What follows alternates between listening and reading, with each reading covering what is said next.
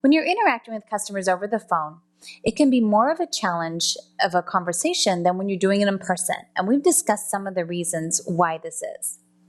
However, no matter what type of person you are speaking with, there are situations where the explanation of their need is not so easy for your customer to communicate.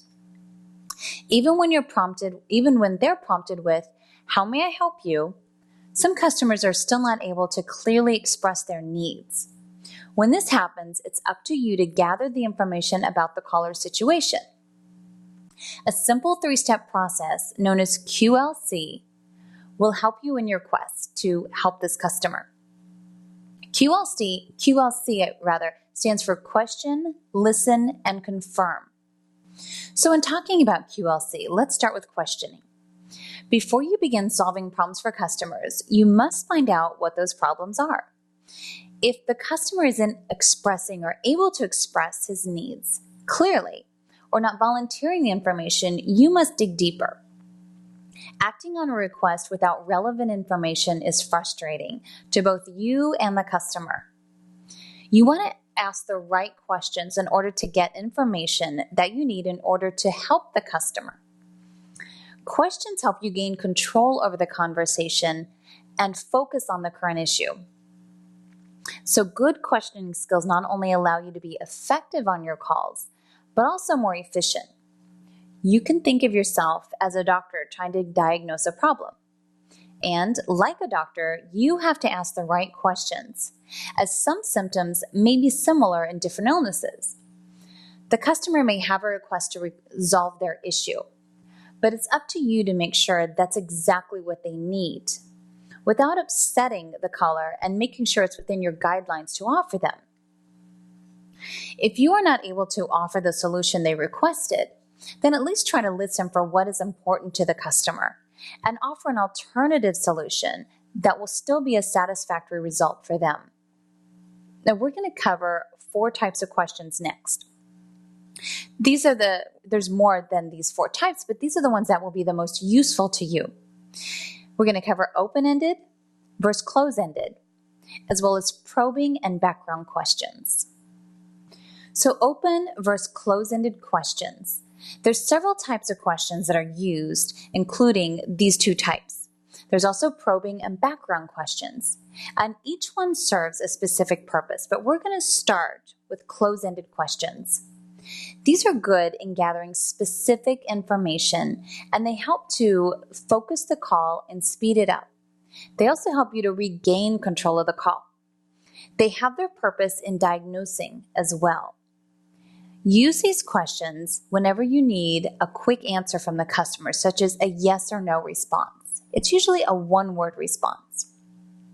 Now, open-ended questions are questions that require the customer to give you more information. They're going to divulge on the question a little more. It requires more than a 1-word response. For example, what happened? That question is going to elicit a more detailed response than, were you involved in the accident? Now, occasionally, yes or no responses are desirable. These responses allow you to drill down to the details quickly. Do you have insurance? Or is your car drivable? Are examples of close-ended questions. Open-ended questions take some practice. It may be good to have some open-ended question starters handy in a written list ready to be used, because it is challenging to form your question this way. These might start out as what else? Or tell me about, explain to me. Other examples are who, when, where, and how. Make sure you take note of these, as it is way more natural to form a close-ended question in common speech than it is to form an open-ended question. Let's practice this using a sales closing question, which is where mostly the open-ended questions are going to come from. Your customer said that they're not interested in buying your product. What is an open-ended question that you can ask? Can you let me know which part of this offer disinterests you? Or how about, tell me what features you are interested in hearing about to go with your new product.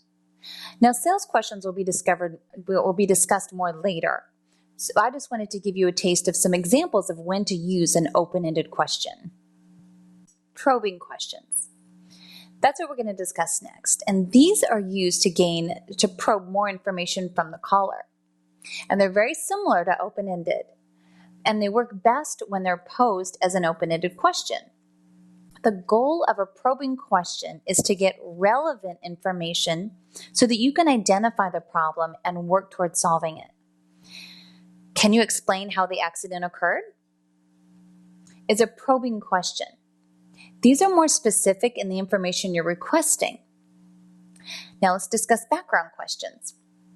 Background questions are useful when you need to learn about the caller so that you can direct him to the appropriate person or better serve his needs. For example, you might need to know who the customer is insured with so that you can direct him to the appropriate adjuster or pull up the appropriate claims form. Customers are often reluctant to answer these background questions.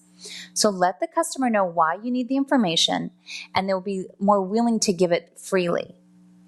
Background questions should only be used for gathering relevant information to better meet a customer's needs. As an additional questioning note, it is also important not to ask questions in a way that may cause the customer not to feel as competent as you or even be put on the defensive. Here's an example of a help desk type scenario. Is your computer turned on? Now that's a question that can draw a defensive answer and insult your caller. The better way to ask that question is, what do you see on your monitor? Obviously, this will tell you the information you need to know and help you gauge how to best help your customer.